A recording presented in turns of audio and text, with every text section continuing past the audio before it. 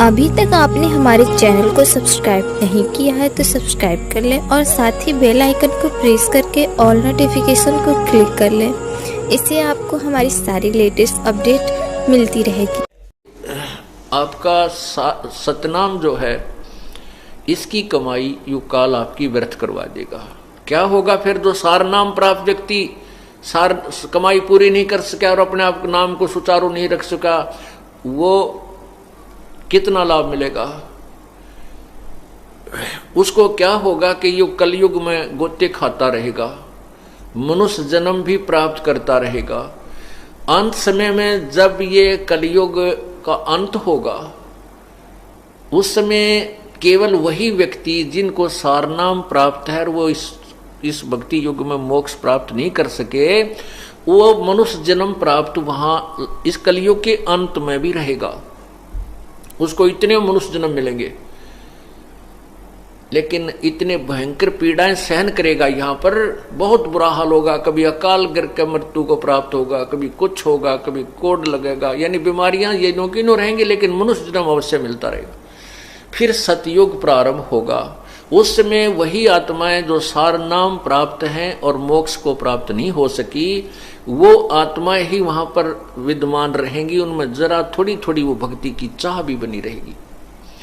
उनके घर फिर अच्छी आत्माएं और आत्माएं जो सतनाम की कमाई जो शेष रह जाती है, क्योंकि बहुत लंबी कमाई है सतनाम की, बहुत ज्यादा पुण्य आपको मिलते हैं, वो बच्चे फिर उनके घर जन्म होगा। फिर उनकी अच्छी संस्कारी हंस सतयुग प्रारंभ में जन्म होता है। और फिर क्या होता है कि जैसे कलयुग के लास्ट में क्या लिखा है कि 3 हाथ अंश 3 हाथ अंश खेच लेत कलयुग धरती का, उगे कोई ना बीज हाल कह दो पृथ्वी का। कलयुग के अंत में क्या होगा? इन राज्यों की रीत कहूं मैं तो से हंसा, घर घर लोहा बर्तन धन भाई ना देखण को कंसा। कलयुग में संत परमात्मा ने, कबीर परमेश्वर ने 250 वर्ष पहले और 600 वर्ष पहले स्वयं और 250 वर्ष आज से 250 वर्ष पहले गरीबदास जी को यह ज्ञान दिया था। और गरीबदास साहिब जी ने उस समय अपनी अमृतवाणी में ग्रंथ साहिब में लिखा है कि इन राज्यों की रीत कहूं मैं तो से हंसा, और घर घर लोहा बर्तन धन ना देखण को कंसा। पहले कांसी के बर्तन हुआ करते, हमारे समय में उन्होंने खूब प्रयोग किए। हम जब छोटे छोटे थे तो घर में कांसी की थाली, कांसी धातु का ही, ये कटोरे बेली गिलास तक कांसी के होते थे। लोहे का स्टील का कोई बर्तन नहीं होता था। एक कढ़ाई हुआ करती गुलगुले तारण की या हलवे बनाने की। तो उसने उस समय ये लिखा था कि कलयुग में लोहा बर्तन धन हो जाएगा, स्टील के बर्तन हो जाएंगे। और आज से अगर 200-100 वर्ष पहले कोई ये कहता कि घर में लोहे के बर्तन हुआ करेंगे, कोई नहीं माने, नहीं झूठ बोला, बकवाद करे। लोहे के बर्तन होया करें, कभी कांसी के बर्तन, लोहे के तो अशुभ होते हैं, ऐसे कहा करते थे हमारे पूर्वज। और आज वो साची होगी। ये स्टील के गिलास, स्टील की थाली, स्टील के बेले, ये लोहे के हैं। चमची स्टील की, सारी परात स्टील की, सब स्टील लोहा हो गया। वही वाणी सत्य परमात्मा की। फिर लिखा है कि कलयुग के लास्ट में क्या होगा कि आयु घट के इस प्राणी की, मनुष्य की 20 वर्ष रह जाएगी। और 20 वर्ष में से 15 वर्ष में तकरीबन आदमी मर लिया करेंगे। जैसे 100 वर्ष की आयु मानते हैं तो 75-80 में तकरीबन इंसान मर जाता है, 90 तक तो एक आधा पहुंचे। ऐसे ही उस समय 15 वर्ष की आयु में मर जाया करेंगे, मृत्यु हो जाया करेगी। और 5 वर्ष की लड़की के बच्चे होने लग जाएंगे। ओए होए। अब वो 5 वर्ष की लड़की, और उसमें कद के रहेगा 1.5 फुट या 2.5 फुट, तगड़ा होगा 2.5 फुट का। और 15 वर्ष में वह जवान भी हो लेंगे और बूढ़े भी हो लेंगे, सारा कुछ होगा, मृत्यु के प्राप्त हो जाएंगे। उसमें लिखा है कि ना तो कोई वर्षा होया करेगी, वर्षा ऐसे होगी जैसे ओस गिरती है, इतना जो है ना प्रदूषण बढ़ जाएगा। और फलदार वृक्ष नहीं रहेंगे, कांटेदार ये झाड़ी हो जाएंगी, पीपल के भी पत्ते नहीं रहेंगे, ऐसी बिरान माटी होगी। ये मकान नहीं रहेंगे, बिल खोद करके ये मनुष्य रहा करेंगे जमीन में, तो इसे हो जाएंगे 1.5 2 फुट के, वो इतनी जगह खोद दी उसमें लोटे रहा करेंगे, तो बहुत दुर्गति होगी। कहने का भाव ये है कि फिर क्या बताया है कि 3 हाथ अंश खींच लेत कलयुग धरती का, उगे कोई ना बीज हाल कह दो पृथ्वी का। कलयुग के अंत में इतना बुरा हाल हो जाएगा धरती का, पृथ्वी का, कि 3 हाथ अर्थात 4.5 फुट तक नीचे तक उपजाऊ अंश नहीं रहेगा। आप देख रहे हो ये खाद डालने लग रहे, यूरिया पुरिया, इसकी इतना नीचे तक उपजाऊ इसका अंश कति खत्म हो जाएगा कुछ समय में के उपरांत। और उस समय कच्चा मांस खाया करेंगे मनुष्य, ओए होए सभी, और ऐसे दुर्भिक्ष गिरा करेंगे कि मनुष्य को मनुष्य खा जाया करेगा, ऐसे अकाल गिरा करेंगे। वर्षा नहीं होगी क्योंकि इतना प्रदूषण बढ़ जाएगा। फिर क्या होगा कि कलयुग के लास्ट में केवल वो फिर 10वां अवतार आएगा नीकलंक नाम तय, और घनी मनुष्यों को जिनकी कोई मर्यादा नहीं रहेगी, ना वो राम नाम न चाहते होंगे, उनको ऐसे काटेगा जैसे किसान खेत में उगे हुए अड़ंगे न काटा करे, खरपतवार को काटता है, ऐसे इनको खत्म करेगा। उस समय केवल वो हंस बचेंगे जो वर्तमान में जिनके पास सार नाम होगा, ले लिया और वो पार ना होंगे, सतनाम ले लिया और वो पार नहीं हो पाए, केवल वो हंस मनुष्य जीवन में होंगे, तो वो इतने ही, लेकिन उनमें भक्ति की चाह फिर भी बनी रहेगी, वो शेष रहेंगे। फिर एक वो ऐसे स्थानों पर उनको जन्म देगा प्रभु, क्योंकि कहते हैं जो बच्चा गौ की नजर में यूं साईं को संत, और भक्तों के पीछे फिर वो भक्त वत्सल भगवान, उनको ऐसे स्थानों पर जन्म देगा, ऊंचे पहाड़ी क्षेत्रों में।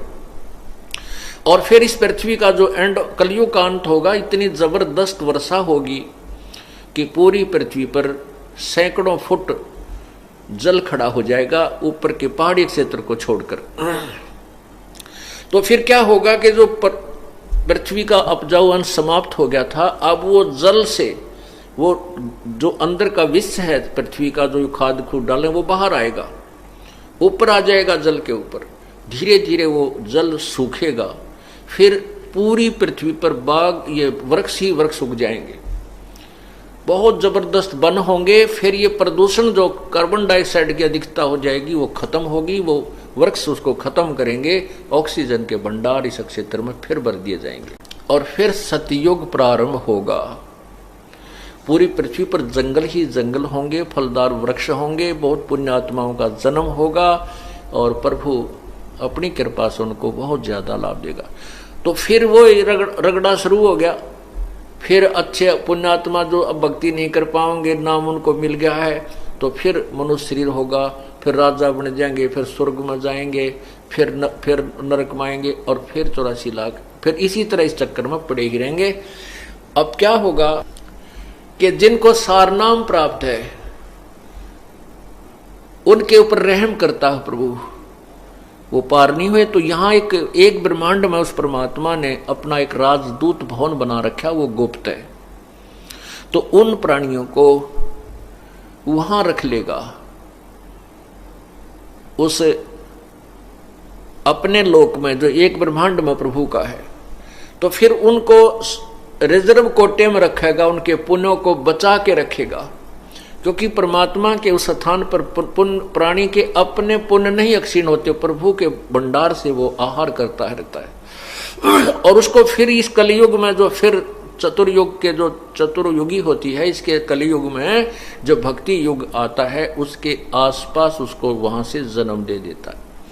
तो आज जो पुण्यात्मा प्रभु के चरणों में ये आ रही हैं, ये वही प्राणी हैं, उनको परमात्मा ने अब यहाँ पटक दिया है दोबारा तुम्हारे को।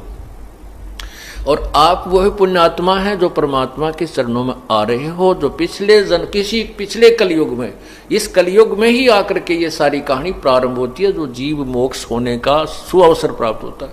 तो उसको हम चूक गए थे, तो फिर हमारा ये परमात्मा पुनर्जन्म देता है। जैसे परमात्मा खुद आए, फिर क्या करते हैं, कितने दयालु हैं। आज से 600 वर्ष पहले परमात्मा आए और आप लोगों को, हमारे को पहले ही जन्म दे दिया। 600 साल पहले भी आप लोग विद्यमान थे, आपका जन्म था। किनका? जो पिछले कलयुग में, पहले वाले कलयुग में रह गए थे। अब 600 साल पहले आए थे, उस समय परमात्मा कबीर जी के 64 लाख शिष्य हुए थे। 64 लाख। हिंदुस्तान के अंदर 64 लाख शिष्य हुए थे। उस समय हिंदुस्तान बहुत दूर तक था। अफगानिस्तान, पाकिस्तान, बलोचिस्तान, गढ़ गजनी, इधर सारे इराक, ईरान, सारा भारत में ही आता था। तो उस सारे भारतवर्ष में 64 लाख शिष्य प्रभु के हुए थे। और मालिक को पता था कि पार नहीं हो सकेंगे, क्योंकि अब ये जो नकली संत हैं, ये इनको मेरे तक नहीं पहुंचने देते। लेकिन परमात्मा ने अपनी समर्थता से आप लोगों को, यानी उस समय जो उत्पन्न थे, जन्म था, इतने सुख दे दिए, उनके दुख दूर कर दिए, उनको मालो माल कर दिया, जिस कारण से लाखों लोग 64 लाख शिष्य हो गए थे। कोई रिश्तेदारों को बुला लाओ थे, आ जाओ भगवान आ रहा है, और इतने सुख हो जाते हैं, नाम लेते ये ठाठ हो जाते। लेकिन मालिक को पता था कि अब ये पार नहीं हो सकते, क्योंकि ये कलयुग का स्टार्ट था समझो, और भक्ति का युग समय नहीं था, भक्ति काल नहीं था वो। और क्योंकि शिक्षित नहीं थे, तो उस समय वो दया कर गए आप पे, उन प्राणियों को आपको रिचार्ज कर गए। आज से 600 साल पहले आप जन्म था आप लोगों का, और आपने वो परमात्मा से नाम प्राप्त किया और आपने भक्ति की, आपको फिर रिचार्ज कर गए। आपके फिर मनुष्य जन्म और अच्छे जन्म होते होते आ रहे हैं। और आज अब फिर संभाल दिया आपको। अब आपको पुनः संभाल लिया। जो सतनाम तक प्राप्त करके मृत्यु को प्राप्त हो गए थे और मोक्ष प्राप्त नहीं कर सके, उनमें से। और अब आपके घरों में जो जन्म होगा, वो सारनाम प्राप्त प्राणी जो किस पिछले कलयुगों में रह गए थे, पार नहीं हुए थे, उनको आपके घरों में जन्म होगा। क्योंकि पहले उनके लिए आपका अपना खेत संवार दिया, उनके माता पिता को तैयार कर दिया, भक्ति पर दृढ़ कर दिया। अब जो आपके घर में वो पुण्यात्मा आएंगी, वो सारनाम के, वो जो अभी उनकी साधना अधूरी रह गई थी, वो रिजर्व कोटे में परमात्मा ने अपने लोक में, यहाँ कल एक ब्रह्मांड में जो प्रभु का लोक है, वहाँ रखे हुए हैं। अब आपके घरों में जो संतान आ रही है, जो परमात्मा के चरणों में लग चुके हैं, ये वो सार नाम की जिनकी कमाई नाम प्राप्त था, वो आएंगे। अब इनको शीघ्र ही, अब देखा हमने, कोई 8 वर्ष का, कोई 10 वर्ष का, उस बच्चे को सार नाम मिल चुका है। 14 वर्ष हो गए, 13-14 वर्ष हो गए इस दास को नाम उपदेश देते ने। और कुछ बच्चे ऐसे हैं जिनके 10-10 वर्ष, 12 साल या 13 साल के होंगे, 14 के होंगे, गणित, और उनको भी सार नाम प्राप्त हो चुका है। ये वो पहलवान हैं जो पिछले समय में इनकी गुड़ाई अधूरी रह गई थी। तो क्या बताते हैं कि बाजी से राजी नहीं वो संतो नाल खुशाले, मल अखाड़ा जीतेंगे ये युगन युगन के माल। युगों युगों के माल हो आप, जो इतने भयंकर तूफान आया था, अब ये पीछे इतनी बुराई की थी इस दास की, बिना हुई झूठी कितना प्रचार किया था, लेकिन आप टस से मस नहीं हुए। आप वो माल हो, उस परमात्मा के पहलवान हो, पिछले जन्म जन्मांतर से आप इस साधना को करते हुए आ रहे हो। आपके अंतःकरण में डगमग आप नहीं हो सके, तो इसलिए कहा कि मल अखाड़ा जीतेंगे ये युगन युगन के माल। अब जो प्रसंग चल रहा है कि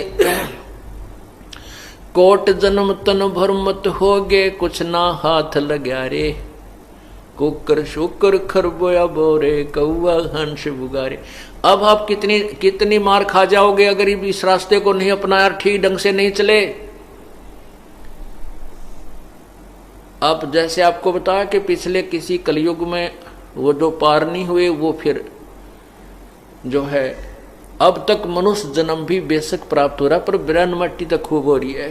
ये क्या जीवन है इस जीवन मनुष्य का, यहाँ पर कोई जीवन नहीं है। बुरा हाल, कभी कैंसर होगी, कभी किसी कारण से मर गया, कभी कोई आपत्ति है, कभी किसी की चीज की टेंशन है, और यहाँ कोई जीव सुखी नहीं। तो इसलिए आपको ये सब ज्ञान बता करके कहाँ लाना चाहता ये दास कि इस काम न बढ़ाओ मत, इसको फिनिश करो, इसको समाप्त करो। क्या बताते हैं, समझा है तो सिर धर पाओ, बोर नहीं रे ऐसा दाव।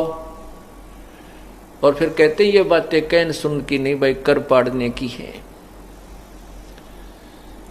इस ज्ञान से आपको डर बनेगा कि हे भगवान, ये तो बहुत बड़ा बखेड़ा, जे इब के पैर फिसल गया तो ना जाने कहां जाकर के गिरोगे।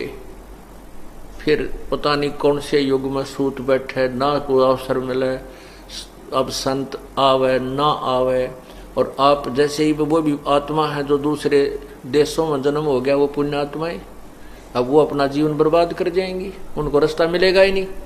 फिर कभी मनुष्य जन्म होगा और इधर आसपास हो गया और परमात्मा रजा कर देंगे। अब तो वैसे परमात्मा ने लिखा है कि पूरे विश्व में ये परमात्मा का ज्ञान फैलेगा, और यहां तक लिखा है कि कोई दूसरा पुजारी इस संसार में नहीं रहेगा, केवल एक ही साधना पूरे विश्व में प्रारंभ होगी। और वो समय अभी है, ये 2 वर्ष में होगी, 4 वर्ष में होगी, 5 वर्ष में, या कितने दिन में इस पुण्यात्मा को ये ज्ञान रास्ता मिलेगा, वो प्रभु की कृपा होगी। पर एक बार पूरी पृथ्वी पर ये तत्व ज्ञान प्रारंभ होगा और सतयुग जैसा एक माहौल बनेगा। अब कोई जीवन रह रहा है, भाई बहन का प्यार नहीं, बाप बेटे का कोई नाता रह रहा नहीं। कहते माया माया दिखाई देती है, सब कुछ जो है ना, इज्जत का भी कोई नहीं रहा, बड़े छोटे की नहीं रही है, और केवल एक माया जोड़न की दौड़ लग रही है। और जब हमें तत्व ज्ञान हो जाएगा फिर माया नहीं हम चाहेंगे, हम माया नहीं चाहेंगे, परमात्मा चाहेंगे। और फिर हम जो साधना हम कर रहे हैं, माया अपा आवेगी। अब देखो राजा होता है, राजा भी जब दुखी हो जाता है, उसके कहीं ना कहीं कोई आपत्तियां आ रही हैं, कोई घर में दुख है, तो वो भी परमात्मा से आशा करता है, संतों के पास जाता है, उनसे अपने जंतर मंतर अनुष्ठान कोई विधि पूछता है, मेरे राज्य में सुख हो, मेरे घर में सुख हो, ऐसे कोई वर्षा हो। तो पुण्यात्माओं, हम परमात्मा से पहले संबंधित हो गए, और परमात्मा ने ही सुख देने होते हैं, परमात्मा ने दुखों का निवारण करना होता है। और पूर्ण परमात्मा से संबंधित हो जाने के बाद हमारे भाग्य में भी ना हो तो भी वो देता है। यदि आप परमात्मा के भक्त हैं तो वीडियो को लाइक कर दीजिए, चैनल को सब्सक्राइब कर दीजिए और कमेंट में लिख दीजिए जय बंदी छोड़ की।